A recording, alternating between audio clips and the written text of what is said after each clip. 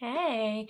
All right, ladies. So you just missed me chatting with Kelsey because something's super triggering. I woke up to it, message in an inbox. And, what I want to make sure we all understand here is the point of the journeys that we go through in life is not that we remain perfectly flat-lying, calm waters, zen and Buddha-esque all the time. No, you're human. It's about having your reactions, absolutely having your feelings, understanding and processing the emotions, and then to really come back to the place within yourself, your heart center, that you want to act from. When we act with reaction versus responding, we miss it. And so, I was just sort of sharing my story, and sort of then explaining like, yeah, I've got all the feelings right now, and I know I'm going to get some guidance, and I can't respond right now.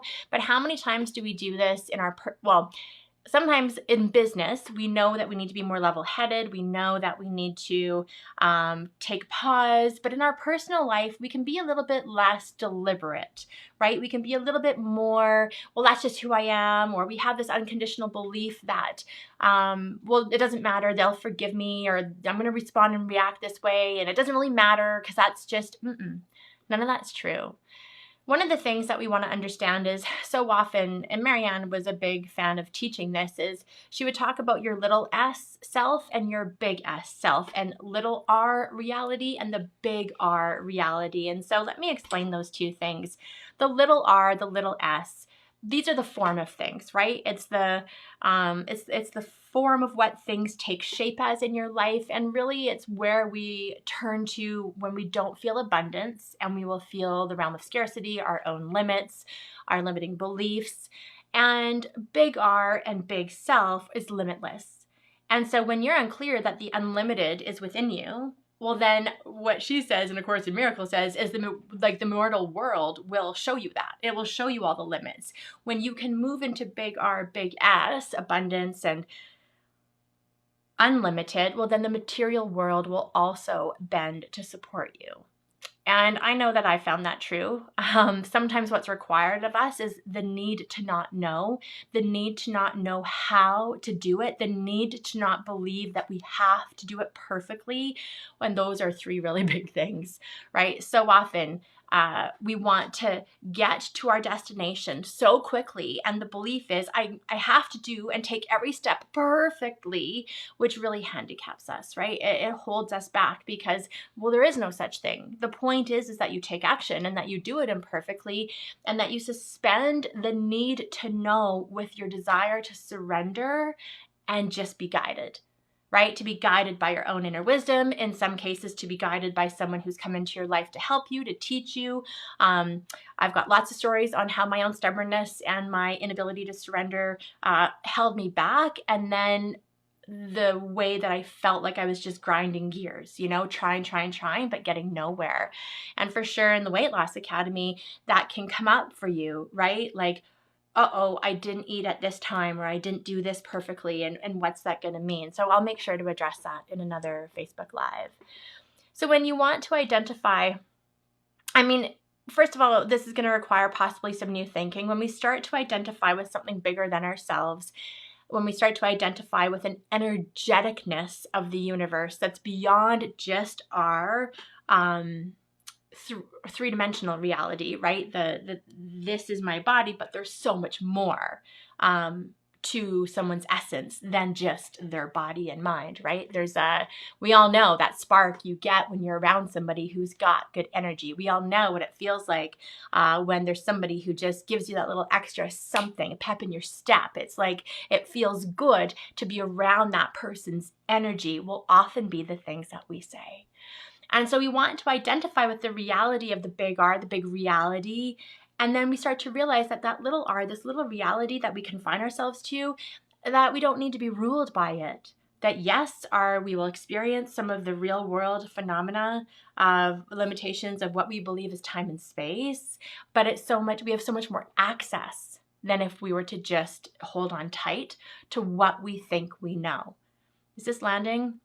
A lot of times, I think I mentioned this the other day, like the world is so chaotic right now. It's so fast, the internet, our phones. Everything is like, we've got things that watches, rings, everything, tracking so much stuff all the time. And really, we were never meant to process that quickly. And that's why we have to be so proactive about creating space and silence in our life, because we need the space and silence to let our thoughts calm down. It is in the space that we are able to create new thoughts. And if we just stay jacked up, on constantly wired, dialed in, connected, then our thoughts are being infiltrated all the time, and there will not be a lot of space or opportunity to think a new thought.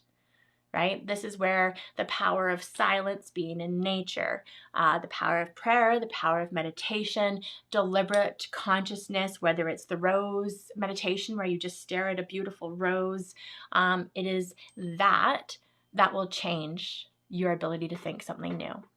And so I said this the other day, thought form. Material reality is just the affect of the cause of the thoughts that you think. So now this does not mean do you remember that movie, The Secret?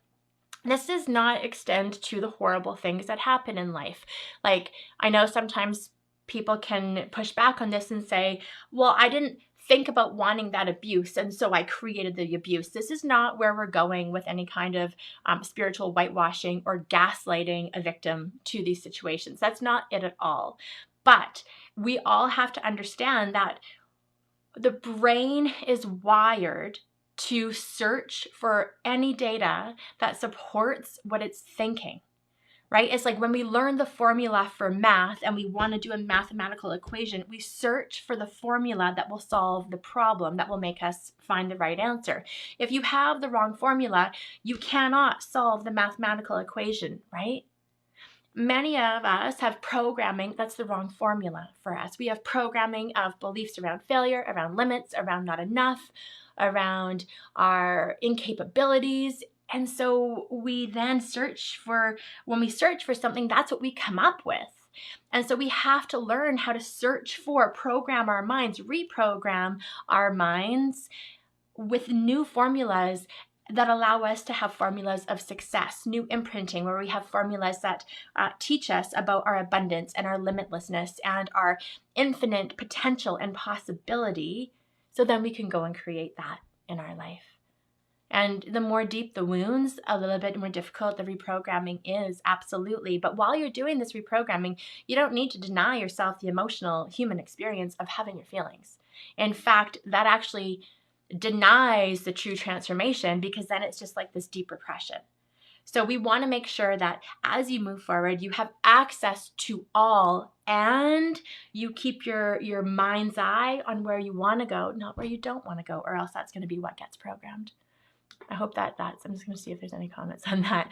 This stuff always takes me a few times. Like, I was sharing with a few people who are reading A Course in Miracles and this, that, and the other, that like the first time you can read some of these things, it's like, what?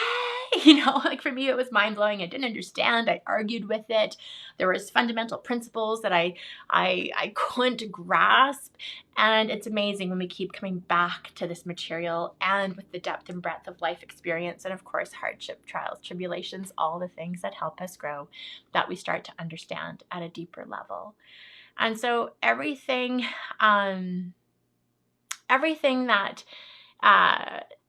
that you want to start to spend more time thinking about your dreams and your problems, and to understand that we want to make sure that the fundamental thing from A Course in Miracles is that miracles arise from your conviction.